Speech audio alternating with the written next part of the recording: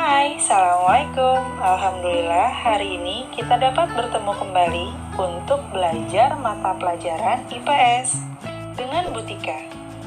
Masih mengenai ASEAN ya nak? Sekarang kita akan membahas tentang kegiatan ekonomi berdasarkan kondisi geografisnya.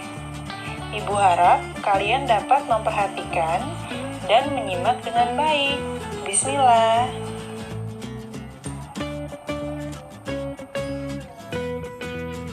Negara yang pertama adalah negara Indonesia. Indonesia merupakan pengekspor utama karet, kopi, coklat, ikan, dan minyak kelapa sawit. Mata pencahariannya adalah petani, pekebun, nelayan, pekerja kantor, juga buruh.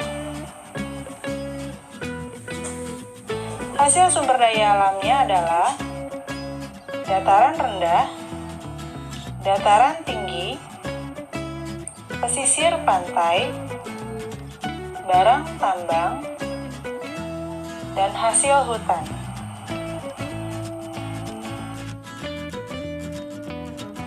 Negara yang kedua adalah Brunei Darussalam. Perekonomian Brunei Darussalam hampir seluruhnya bertumpu pada cadangan minyak dan gas alamnya. Mata pencahariannya adalah pertambangan, buruh industri tenun dan logam, dan petani.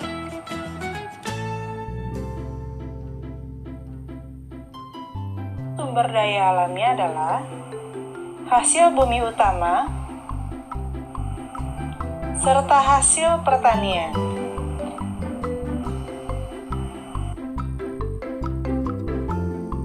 Negara yang ketiga adalah negara Filipina.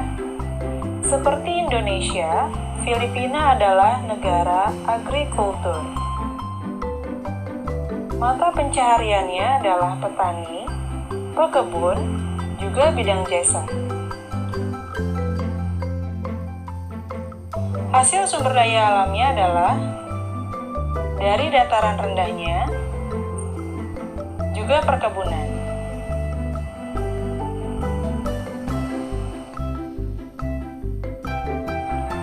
Negara yang keempat adalah negara Kamboja. Dua komoditas utama Kamboja yakni beras dan karet.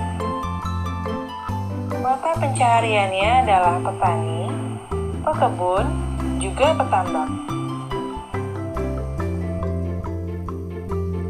Berikut adalah sumber daya alamnya. Dari pertanian, perkebunan, juga perikanan.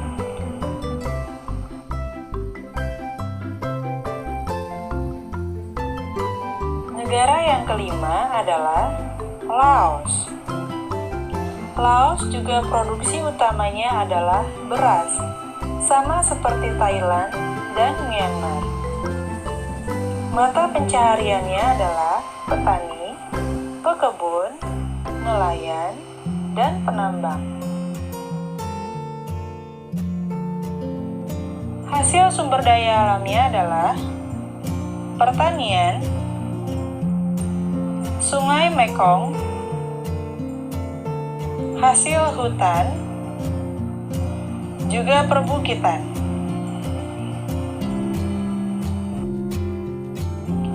Negara yang keenam adalah negara Malaysia. Yang menjadi andalan Malaysia yakni karet, timah, juga kayu.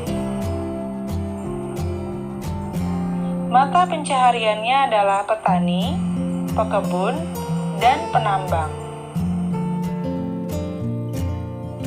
Hasil sumber daya alamnya adalah hasil hutan, hasil pertambangan, juga hasil dari perkebunan.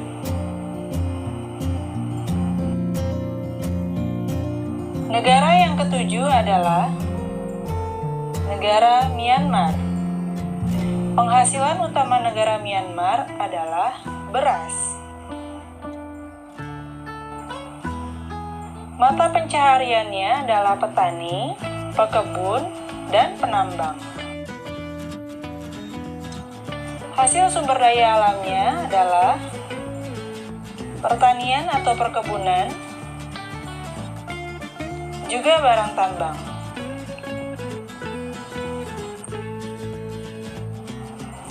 Negara yang kedelapan adalah negara Singapura. Berbeda dengan tetangga-tetangganya yang mengandalkan sumber daya alam, Singapura bertumpu pada perdagangan. Mata pencahariannya adalah bidang jasa dan buruh. Sumber daya alam dalam bidang industri tekstil, juga industri pengolahan.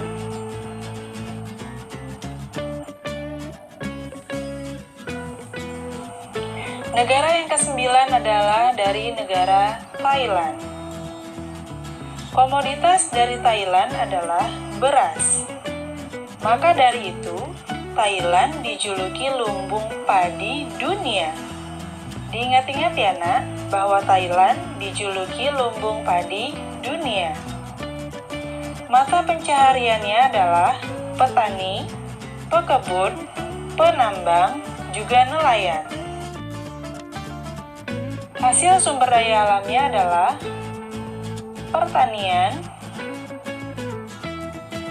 barang tambang, perkebunan, dan perairan.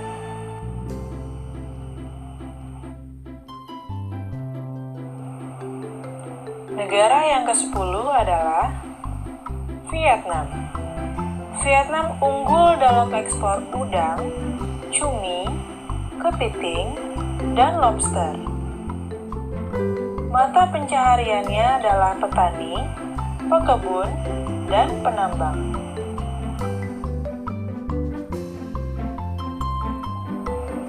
Hasil sumber daya alam dari negara Vietnam adalah pertanian atau perkebunan,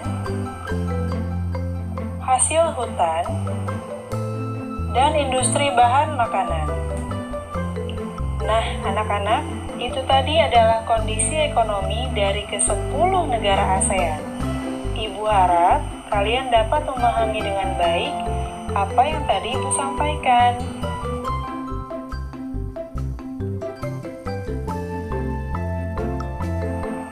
Selamat belajar. Assalamualaikum.